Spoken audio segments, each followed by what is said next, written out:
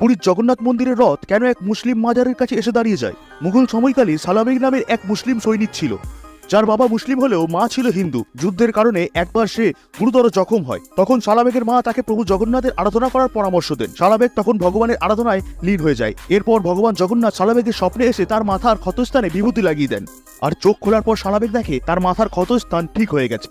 তখন সে প্রভুর দর্শনের জন্য মন্দিরের দিকে চলে যায়, কিন্তু মুসলিম হওয়ার কারণে তাকে মন্দিরে ঢুকতে দেওয়া হয় না। এরপর থেকে সালাবেগ মন্দিরের বাইরে বসে প্রভুর আরাধনা করতে করতে সেখানেই মারা যায়, এবং মারা যাওয়ার পূর্বে সালাবেগ বলে যায় যদি তার ভক্তি সত্যি ছিল তাহলে স্বয়ং প্রভু জগন্নাথ আসবেন তার মাজারে তার সাথে দেখা করতে। এর কিছুদিন পর রথযাত্রার সময় জগন্নাথের রথ সালাবেগের মাজারের কাছে এসে সত্যি সত্যি থমকে যায়। কিছুতেই নড়ানো যায় না সেই রথের চাকা। তখন সালাবেগের নাম নিয়ে রথের দড়ি টানা হলে আবার রথ চলতে শুরু হয়। সেই থেকে আজও ভগবান জগন্নাথের রথ কিছু সময়ের জন্য সালাবেগের মাজারের কাছে এসে দাঁড় করিয়ে দেওয়া হয়। বলা হয় ভগবান ওই সময় ভক্ত সালাবেগের সাথে দেখা করতে যান। আপনিও জগন্নাথের ভক্ত হলে এই ভিডিওটি লাইক করে কমেন্টে লিখুন জয়